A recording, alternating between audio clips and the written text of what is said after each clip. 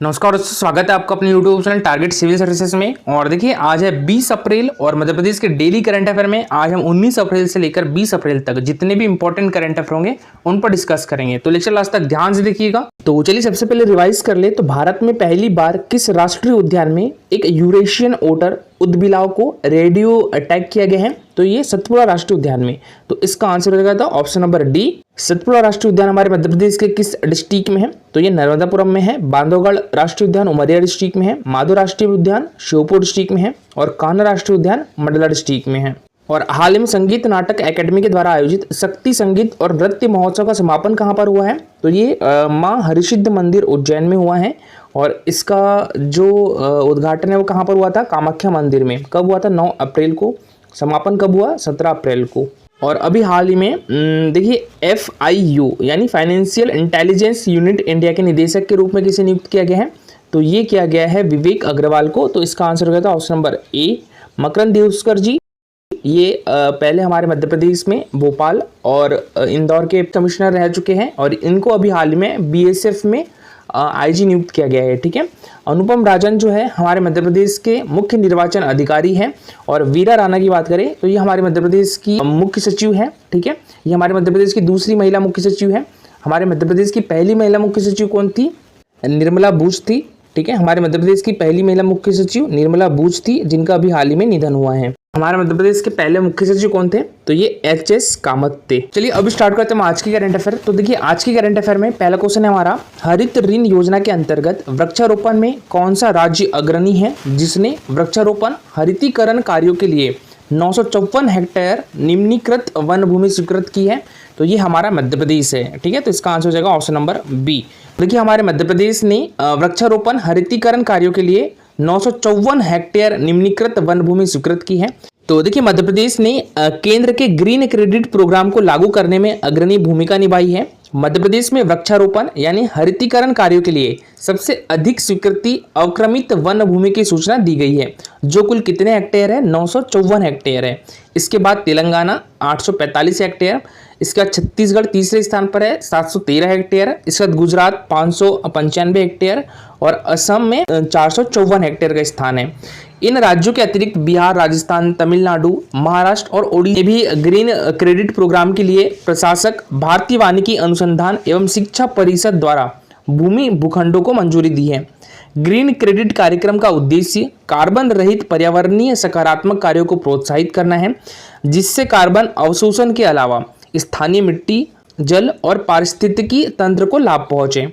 और देखिए भारतीय वन सर्वेक्षण रिपोर्ट 2021 में हमारे मध्य प्रदेश की बात करें हम तो वन रिपोर्ट 2021 के अनुसार मध्य प्रदेश का वन क्षेत्र 77,492.60 वर्ग किलोमीटर वन है, जो कि प्रदेश के कुल क्षेत्रफल का 25.14% भाग वनों का है। जबकि भारत की वन भूमि का लगभग 10.8% हिस्सा मध्य प्रदेश में है। और मध्य प्रदेश में कुल वन क्षेत्र में पिछली रिपोर्ट की तुलना में 10.11 वर्ग किलोमीटर क्षेत्र की वृद्धि हुई है।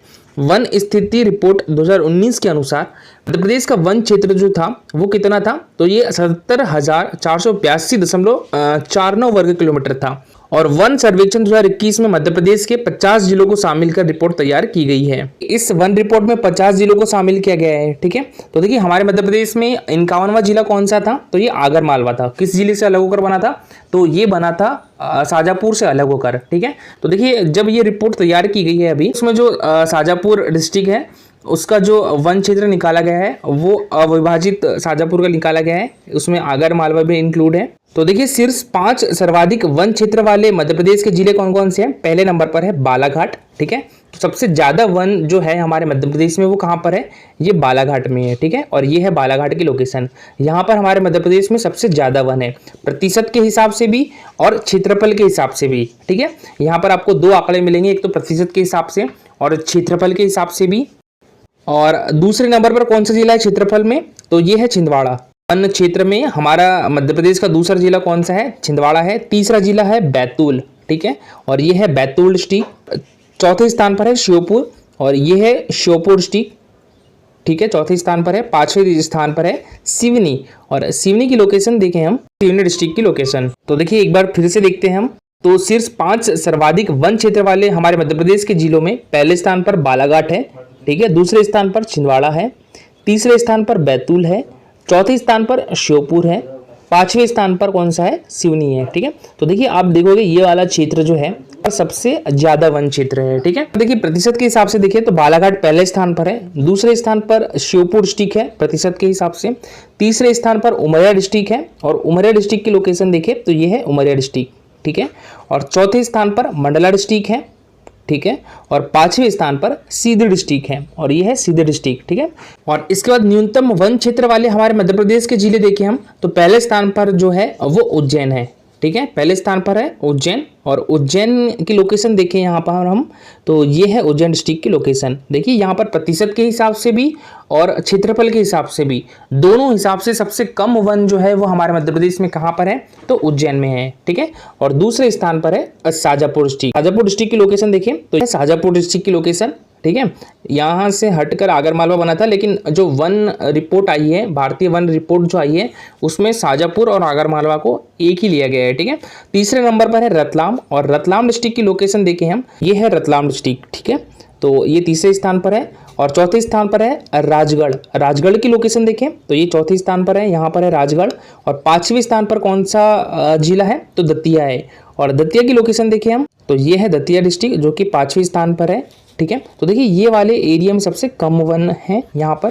देखिए प्रतिशत के हिसाब से देखिए हम तो शीर्ष 5 सर्वाधिक वन प्रतिशत वाले मध्य प्रदेश के जिले कौन कौन से हैं तो प्रतिशत के हिसाब से उज्जैन में सबसे कम वन है, दूसरे स्थान पर शाजापुर है, ठीक है, प्रतिशत और क्षेत्रफल दोनों के हिसाब से, तीसरे स्थान पर रतलाम है प्रतिशत और क्षेत्रफल दोनों के हिसाब से, चौथे स्थान पर राजगढ़ है, ठीक है, प्रतिशत और क्षेत्रफल दोनों के स्थान पर देखिए ये 4 जिले तो सेम रैंक पर है और पांचवें स्थान पर रैंक चेंज होती है कौन सी मंदसौर डिस्ट्रिक्ट की। और देखिए वर्ष 2021 सर्वेक्षण के अनुसार भिंड जिले के वन क्षेत्र में सर्वाधिक वृद्धि हुई है। सर्वाधिक वृद्धि किस डिस्ट्रिक्ट में हुई है तो ये भिंड डिस्ट्रिक्ट में हुई है, लगभग 120 वर्ग किलोमीटर की वृद्धि हुई है। और वन रिपोर्ट 2019 के अनुसार इस जिले का जो वन क्षेत्र 106.75 वर्ग किलोमीटर था जो वर्तमान में बढ़कर 226.56 वर्ग किलोमीटर हो गया है।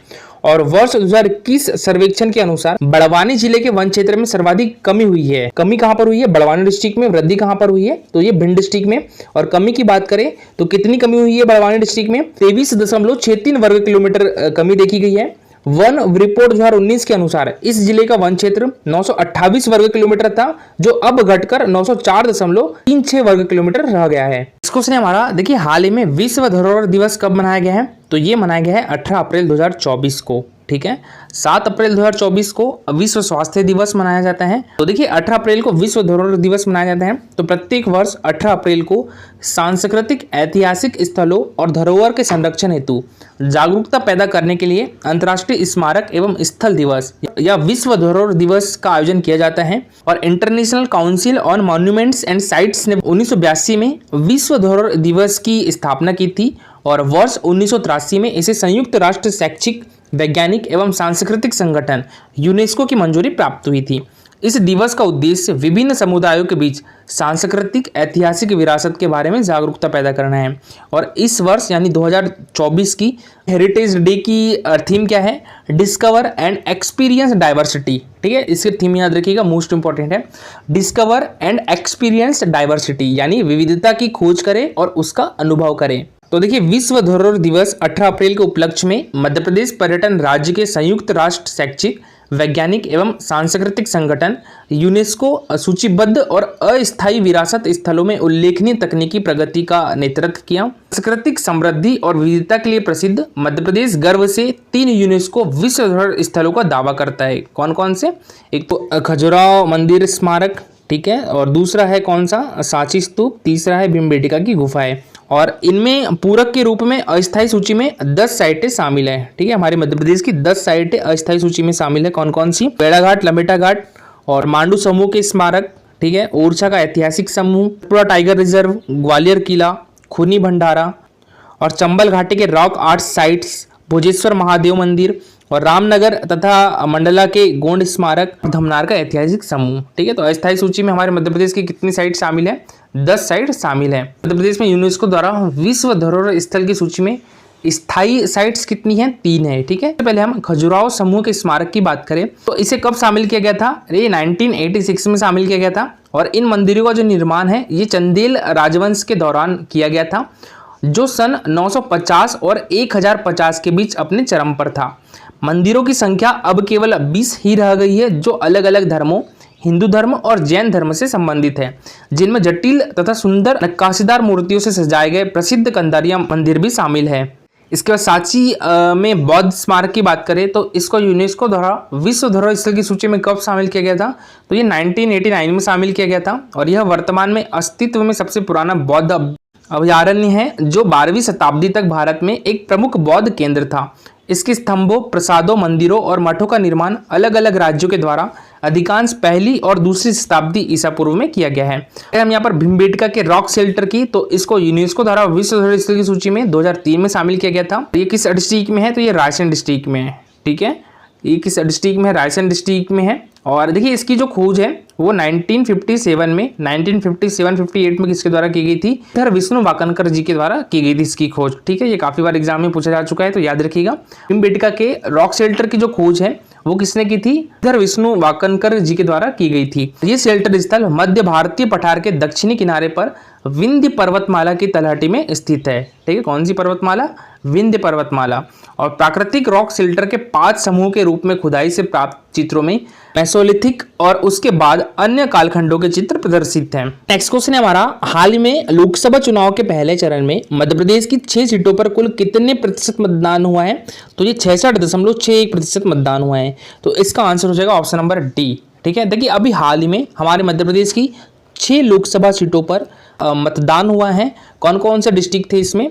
तो एक तो छिंदवाड़ा, मंडला, बालाघाट, शहडोल, जबलपुर और सीधी। सबसे ज़्यादा जो वोटिंग हुई है वो किस डिस्ट्रिक्ट में हुई है? छिंदवाड़ा में हुई है। ठीक है, छिंदवाड़ा में कितने प्रतिशत वोटिंग हुई है? तो ये 79.18% हुई है। दूसरे नंबर पर मंडला डिस्ट्रिक्ट में वोटिंग हुई है। कितनी हुई है मंडला डिस्ट्रिक्ट में वोटिंग? तो ये 72.49% हुई है। और देखिए हमारे देश में 7 चरणों में लोकसभा चुनाव होने हैं। कितने चरणों में? 7 चरणों में लोकसभा चुनाव होने हैं और हमारे मध्य प्रदेश में 4 चरण में। ठीक है, हमारे मध्य प्रदेश में कितने चरण में लोकसभा चुनाव होंगे? 4 चरण में। और हमारे देश में जो है वो 7 चरण में होंगे। ठीक है, पहला जो चरण है वो 19 अप्रैल को हुआ है अभी हाल ही में, 102 सीटों पर चुनाव हुए कल। और दूसरा चरण जो है वो 26 अप्रैल को होगा। तीसरा चरण जो है वो 7 मई को होगा। चौथा चरण 23 मई को होगा। पांचवा 20 मई को होगा। छठा 25 मई को होगा और 7वां जो चरण है वो 1 जून को होगा। और इसका रिजल्ट कब आएगा? तो ये 4 जून को इसका रिजल्ट आएगा। ठीक है, हमारे मध्य प्रदेश की बात करें तो देखिए हमारे मध्य प्रदेश में कब कब होने हैं? 19 अप्रैल को, 26 अप्रैल को और देखिए 26 अप्रैल को जो बैतूल में लोकसभा चुनाव होने तो ये पोस्टपोन कर दिया है। अब कब होंगे? ये 7 मई को होंगे बैतूल में। ठीक है, यहाँ पर जो बसपा के लोकसभा कैंडिडेट थे उनका निधन हो गया है, तो इसके बाद अब बैतूल में 7 मई को लोकसभा चुनाव होंगे। ठीक है, और इसके बाद चौथा चरण जो है वो 13 मई को होगा। रिजल्ट कब आएगा? 4 जून को आएगा। और देखिए बात करें हम यहाँ पर हमारे मध्य प्रदेश में 6 जिलों में वोटिंग परसेंट की, तो देखिए जो सबसे कम वोटिंग हुई है वो किस डिस्ट्रिक्ट में हुई है? सीधी डिस्ट्रिक्ट में हुई है। कितनी वोटिंग हुई है यहाँ पर? 54.36% वोटिंग हुई है। देखिए 2019 में यहाँ पर कितने परसेंट वोटिंग हुई थी? लगभग 70% वोटिंग हुई थी। इस वर्ष देखिए इसमें 15% वोटिंग की कमी आई है यहाँ पर सीधी डिस्ट्रिक्ट में। ठीक है, तो यहाँ पर सबसे कम जो वोटिंग हुई है वो सीधी डिस्ट्रिक्ट में हुई है। हमारा क्वेश्चन था पंडित कुमार गंधर्व किस लिए प्रसिद्ध है? तो ये शास्त्रीय संगीत के लिए प्रसिद्ध है। तो इसका आंसर हो जाएगा ऑप्शन नंबर सी। ये कराधान सहायक परीक्षा 2024 जो आयोजित हुई थी टैक्सेशन असिस्टेंट की, तो उसमें पूछा गया था। ठीक है, पंडित कुमार गंधर्व किस लिए प्रसिद्ध है? शास्त्रीय संगीत के लिए। और आज के लिए आपका क्वेश्चन है ये भी कराधान सहायक परीक्षा 2024 जो हुई थी उसमें पूछा गया था। दतिया जिले में स्थित सोनागिरी तीर्थ स्थल किस धर्म से संबंधित है? जैन धर्म, सिख धर्म, बौद्ध धर्म या हिंदू धर्म? तो इसका आंसर कमेंट बॉक्स में लिखिएगा। और ये है हमारा Telegram channel target civil services. तो आज इस पर क्विज होगा 20 क्वेश्चन का, current affairs, MP current affair से रिलेटेड। तो आप सभी लोग ज्वाइन कर सकते हो। टेलीग्राम चैनल की लिंक आपको हमारे वीडियो के डिस्क्रिप्शन बॉक्स में मिल जाएगी। और आज के लिए इतना ही। लेक्चर अच्छा लगा हो तो लाइक और शेयर जरूर करिएगा। अगर आप इस चैनल पर नए हो तो सब्सक्राइब भी कर लीजिए। Thank you so much for watching this video.